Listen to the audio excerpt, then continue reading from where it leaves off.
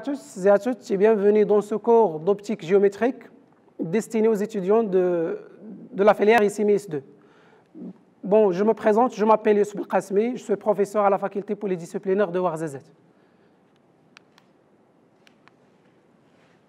Avant de commencer, j'aimerais bien vous rappeler du plan de ce cours.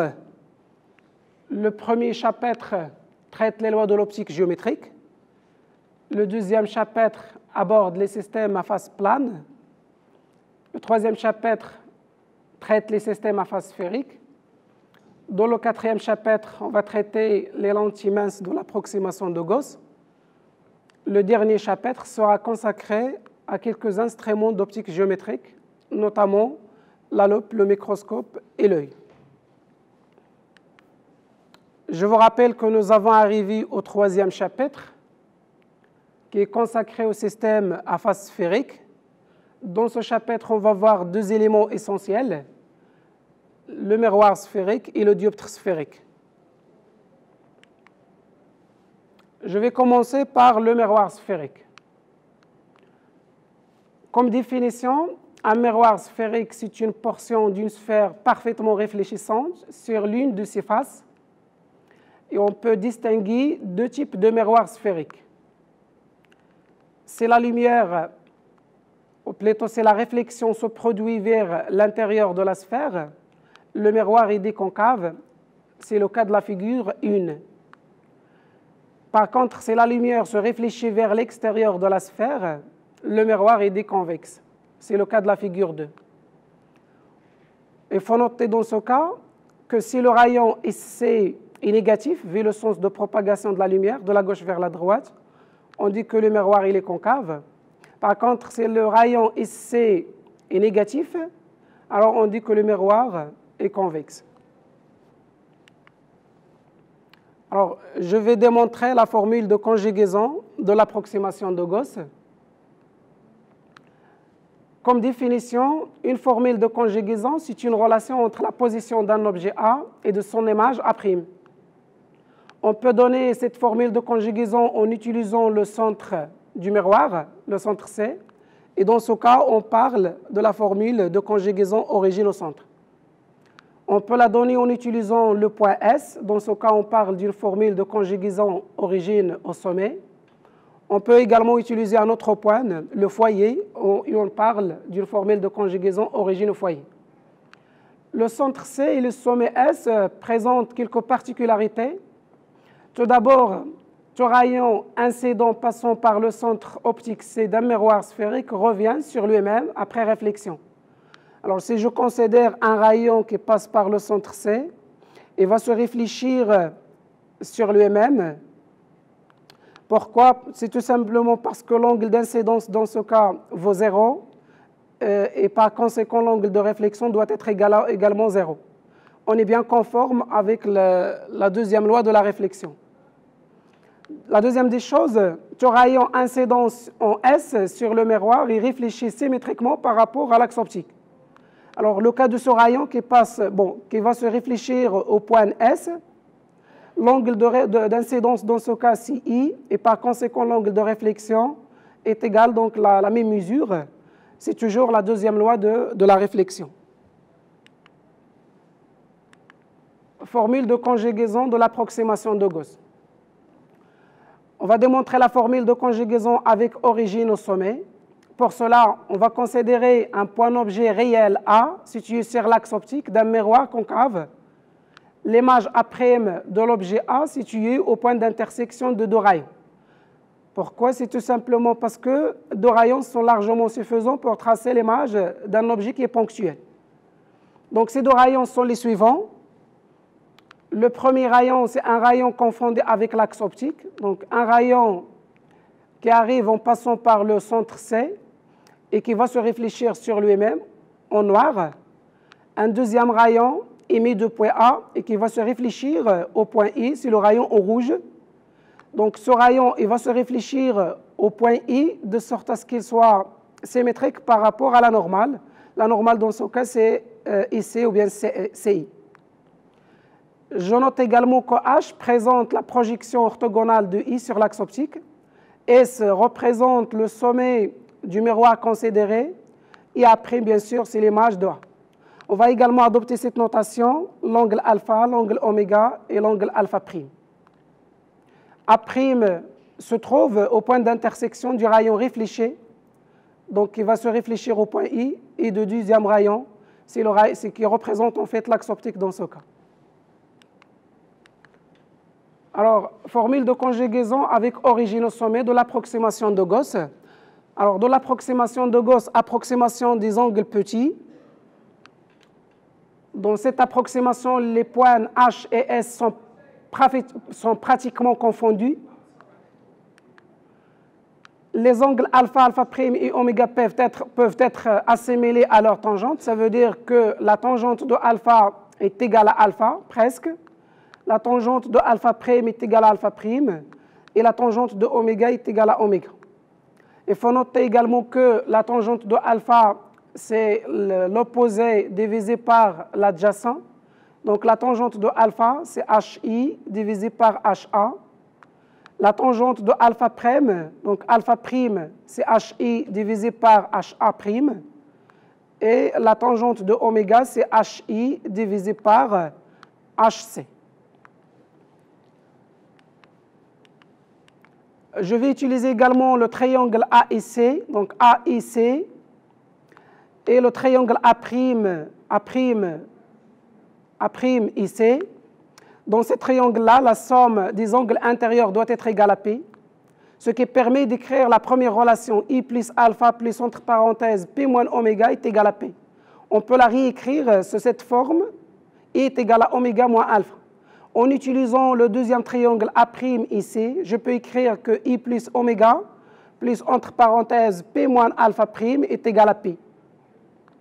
Donc cette deuxième relation peut être réécrite sous cette forme, I qui est égal à alpha' plus oméga.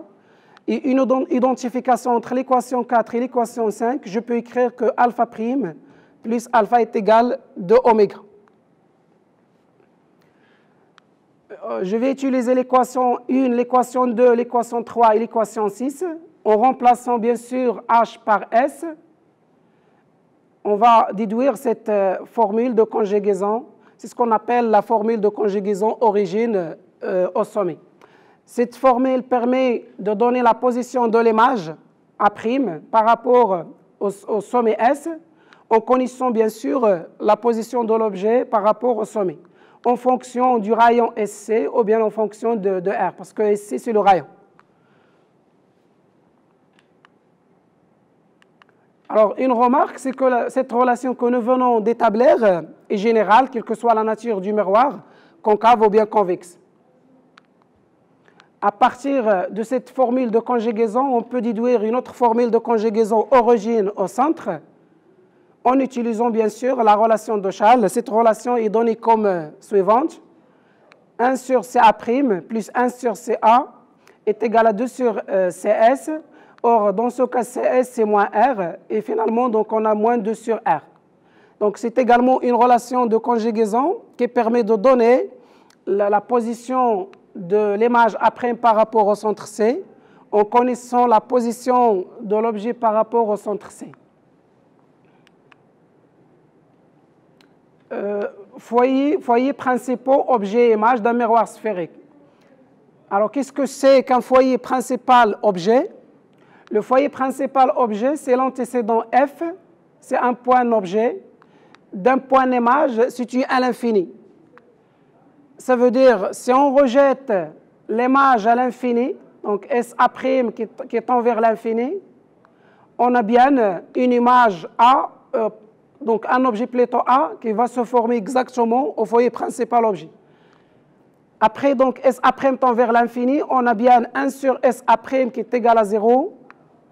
Et je remplace A par F, j'aurai SA qui est égal à SF.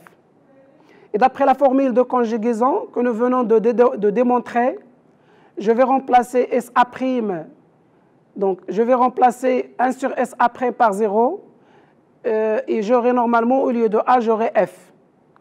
Par conséquent, SF est égal à le rayon divisé par 2. Ça veut dire que le foyer principal objet se situe au milieu du segment SC. Alors, on note sa petite f et on l'appelle la distance focale objet. Foyer principal image. Le foyer principal image, c'est l'image f' d'un point objet situé à l'infini sur l'axe optique. Ça veut dire, si on rejette l'objet à l'infini, on aura normalement SA qui tend vers l'infini. Et dans ce cas, l'image va se situer exactement donc en F'. Alors, donc SA tend vers l'infini, ça veut dire que l'inverse de SA est égal à 0. Et je remplace A' par F', j'aurai SA' qui est égal à SF'. D'après la formule de conjugaison, j'aurai SF' qui est égal à le rayon divisé par 2. Et on note également F', la distance focale, image SF'. Notez bien que à partir de ces deux expressions, que la distance focale SF et la distance focale SF' image sont égales et est égal normalement le rayon divisé par 2. On note ça, donc petit f qui est égal à petit f', c'est le rayon divisé par 2. Donc ces formules de conjugaison sont valables, quelle que soit la nature du miroir, concave ou bien convexe. Vergence d'un miroir sphérique. Alors qu'est-ce que c'est que la vergence? Eh bien la vergence, c'est une grandeur notée V ou bien parfois la note C. Elle est définie par la relation suivante. C'est l'inverse de la distance focale image. Dans ce cas, il faut noter que l'inverse de la distance focale objet est égal à l'inverse de la distance focale image. Donc, c'est une grandeur algébrique, ça veut dire qu'il peut être positif comme il peut être négatif.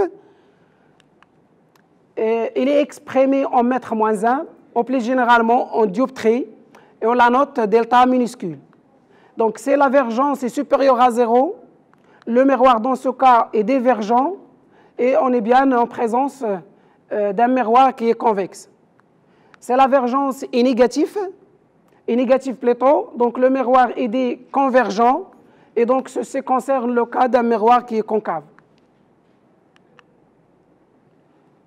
Grandissement d'un miroir sphérique. Alors, on va déjà définir ce que c'est qu'un grandissement transversal. Alors, eh bien, c'est un rapport entre la taille de l'image et celle de l'objet. Donc, il est noté gamma. Donc, c'est A'B' sur AB. Donc, c'est une définition qui est générale, quelle que soit la nature du système optique considéré. Et puis, donc, on peut parler d'un grandissement linéaire avec origine au sommet, avec origine au centre, ou bien avec origine au foyer. Alors, pour déjà démontrer le grandissement linéaire en utilisant l'origine au sommet, je vais utiliser donc ce schéma dans lequel j'ai tracé l'image A'B' d'un objet AB. Et pour tracer cette image, nous avons considéré deux rayons. Un rayon qui vient se réfléchir sur le point S et un deuxième rayon passant par le centre C. Donc, déjà, deux rayons sont suffisants pour tracer l'image B' du point B. Et puis, donc, A', justement trouvé par la projection orthogonale de B' sur l'axe optique. Je considère le fait que le triangle CA', B' et CAB sont semblables. Et je peux écrire donc, ce rapport-là, donc A'B' sur AB, qui est égal à CA' sur CA. Le fait que SA', B' et SAB sont inversement semblables permet d'écrire l'équation 3, A'B' sur AB est égal à moins SA' sur SA. À partir de l'expression 2 et l'expression 3, CA' sur CA est égal à moins CA' sur CA qui est égal à A'B' sur AB qui représente normalement le grandissement. Et bien donc ce qu'il faut retenir, alors cette expression du grandissement avec origine au centre C et avec origine au sommet S. Bien sûr, c'est une formule qui est valable quelle que soit la nature du miroir considéré. On peut également définir une autre formule du grandissement linéaire en utilisant l'origine au foyer.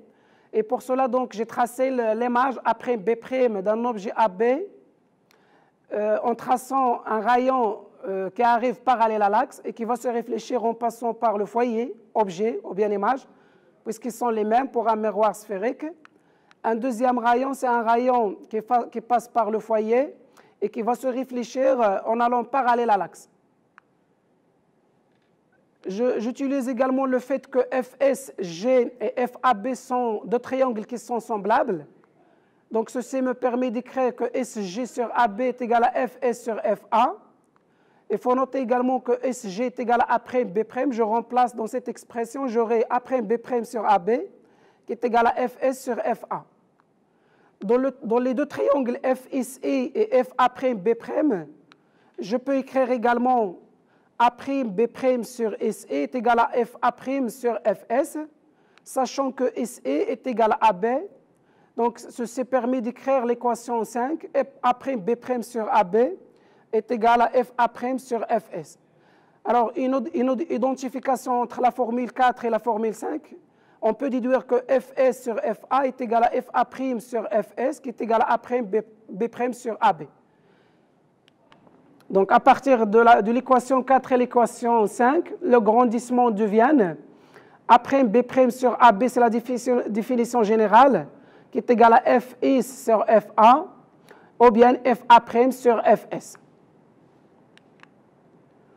Formule de conjugaison origine au foyer. Pour démontrer la formule de conjugaison origine au foyer, la formule de conjugaison avec origine au foyer donc, peut être déduite de la relation de l'expression du grandissement précédent. Donc, Fa' multiplié par Fa est égal à Fs fois Fs. Donc, j'aurai normalement Fs à la puissance 2. C'est ce que je note, petite f à la puissance 2. Et donc, c'est ce qu'on appelle la formule de conjugaison de Newton, ou bien la formule de conjugaison origine au foyer. Donc, c'est une formule qui permet de donner la position de l'image après par rapport au foyer principal objet en connaissant la distance, la mesure algébrique FA, ou bien la position de l'objet par rapport au point de foyer. Construction d'image. Alors, je vais mener la construction d'image pour le cas d'un miroir sphérique en considérant quelques cas. Donc, le premier cas concerne un objet qui est situé avant le point C. Donc, je considère un objet AB situé avant le centre C du miroir. Et pour tracer l'image A'B' de l'objet AB, il faut tracer normalement deux rayons. Le rayon en rouge, par exemple, c'est un rayon qui arrive parallèle à l'axe. Et donc, il va se réfléchir en passant par le foyer principal objet. Un deuxième rayon en vert, donc c'est un rayon qui passe par le foyer principal objet, qui va se réfléchir en allant parallèle à l'axe. Ou bien, je peux utiliser un troisième rayon, c'est un rayon passant par le centre C, qui va se réfléchir sur lui-même. Et puis, donc, j'aurai l'intersection. Et ce point, donc, je l'appelle l'image B' du point, donc, de l'objet ou bien du point objet B. A', donc, il est donc, déterminé en faisant la projection orthogonale de B' sur l'axe optique. Alors, en ce qui concerne les propriétés de l'objet et de l'image, alors l'objet dans ce cas, il est considéré réel, il est droit, et par conséquent, l'image, c'est une image qui est également réelle, parce qu'en fait, les rayons ils passent réellement par l'image A'B', elle est renversée, donc vu le sens de l'objet AB, donc c'est un objet droit, l'image est renversée, donc du haut vers le bas. Donc c'est une image également qui est plus petite que l'objet, et normalement c'est le grandissement qui permet de comparer l'image avec la taille de l'image avec la taille de l'objet. Donc un deuxième cas, j'ai considéré un objet situé entre le point C et le point F, donc un objet AB qui est disposé perpendiculairement à l'axe optique. Et pour tracer également l'image de AB, donc je cherche à tracer l'image du point B. Et donc je considère deux rayons pour tracer l'image de B. Le premier rayon, c'est un rayon en vert, donc un rayon qui arrive parallèle à l'axe, qui va se réfléchir en passant par le foyer principal objet. Un deuxième rayon, c'est un rayon passant par le foyer principal objet, qui va se réfléchir en allant parallèle à l'axe. Le troisième rayon que j'ai considéré, donc c'est un rayon en bleu, donc c'est un rayon qui passe par le centre C. Et la propriété la particularité de ce rayon, c'est qu'il va se réfléchir sur lui-même, donc il ne va pas se dévier. Ou bien vous pouvez considérer un rayon quelconque, mais normalement dans ce cas le rayon réfléchit il doit être symétrique par rapport à la normale. Concernant les propriétés de l'objet de l'image, l'objet dans ce cas est considéré réel, il est renversé, donc du haut vers le bas. L'image trouvée, c'est une image qui est réelle, parce que les rayons ils passent réellement par l'image B'. Elle est droite, donc du bas vers le haut, donc vu le sens. Et elle est plus grande que l'objet, et dans ce cas, elle représente normalement le cas inverse du premier cas que nous avons considéré, et on est bien conforme avec la propagation inverse de la lumière. Le troisième cas que j'ai considéré, donc j'ai considéré un objet situé au point foyer objet. Il veut normalement la définition du point foyer objet. L'image va se former à l'infini. Donc un rayon qui arrive parallèle à l'axe, qui va se réfléchir en passant par le foyer principal. Un deuxième rayon, c'est un rayon qui passe pour le point C, qui va se réfléchir sur lui-même. Un troisième rayon, c'est un rayon qui va se réfléchir au point S, de sorte à ce qu'il soit symétrique par rapport à la normale. La normale, dans ce cas, c'est l'axe optique. Et finalement, donc, on aura trois rayons qui ne se croiseront jamais. Ça veut dire que l'image, dans ce cas, va se former à l'infini. Alors, en ce qui concerne les propriétés, l'objet, il est réel, il est droit, donc vu le sens du bas vers le haut. L'image, dans ce cas, elle est virtuelle, puisqu'il est à l'infini, et on ne peut pas donc la projeter sur un écran. C'est d'ailleurs la définition de ce que c'est qu'une image, ou bien un objet qui est virtuel. Alors, l'autre cas, c'est que nous avons considéré un objet situé entre le foyer et le point sommet S, donc un objet qui est réel, bien sûr, qui est droit. Pour tracer l'image de cet objet, il faut tracer l'image de B. Et donc, pour cela, j'ai tracé deux rayons. Un rayon passant par le point C et qui va rejoindre, bien sûr, le point B, qui va se réfléchir sur lui-même. Et puis, un deuxième rayon, c'est un rayon qui arrive parallèle à l'axe, qui va se réfléchir en passant par le foyer principal objet. Donc, l'image, dans ce cas, elle va se former au prolongement des deux rayons. Donc, il est au-delà du miroir considéré. Et donc, dans ce cas, l'image, c'est une image qui est virtuelle. Elle est également droite. Sa taille est plus grande par rapport à l'objet considéré. Donc, un objet qui est réel, il est droit. Et bien sûr, l'image, elle est virtuelle. Elle est droite. Elle est plus grande que l'objet. Je vous remercie pour votre attention. Et donc, à la prochaine.